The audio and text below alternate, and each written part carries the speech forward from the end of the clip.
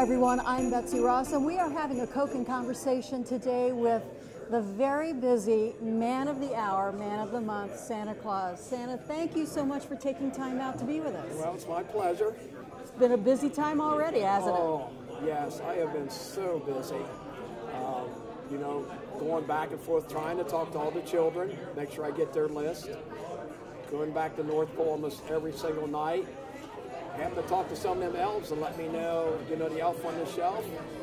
Talking to them and seeing how the children are doing.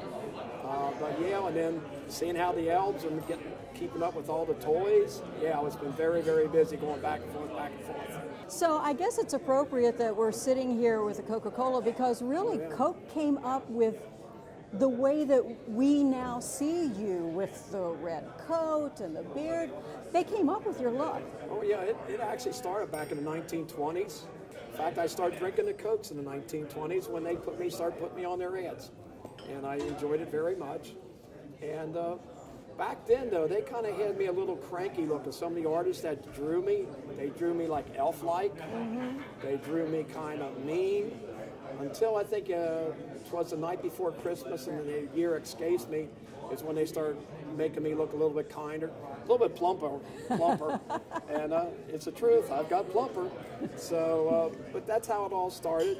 And I know they have a museum now. Mm-hmm. Some in Toronto, some in Atlanta, Georgia, Tokyo. They all have museums, Coke does, with Santa in the museums with how they had me dressed back in them days. Well, of course, I think that over the years, everybody looked forward to seeing your ad with Coca-Cola every season, and the ads still are collectibles. The dolls, Santa dolls with the Coca-Cola are still collectibles. But there was one year, people got a little worried because you were holding a Coca-Cola with your left hand, and you did not have a wedding ring on. People were wondering about you and Mrs.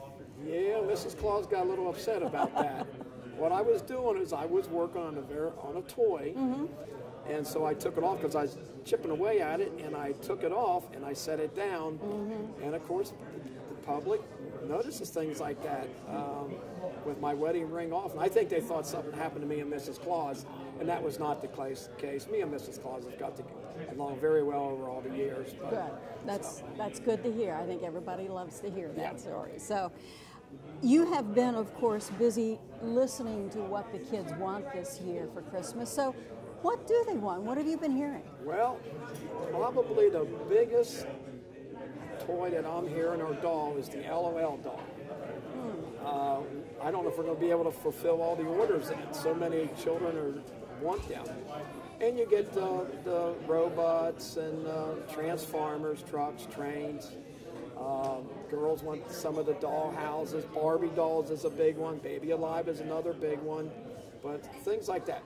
Electronics is always, everybody wants electronics. Mm-hmm. I won't give brand names because I don't want to, put one ahead of the other. But electronics is also another big item.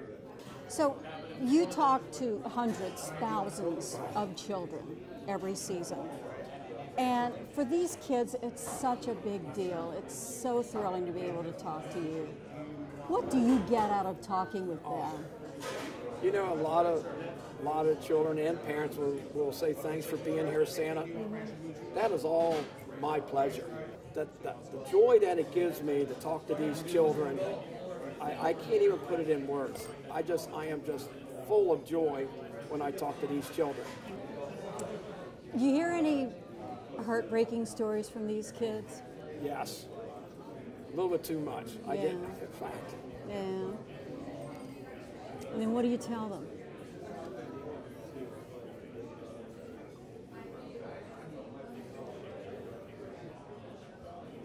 You can see that touches me.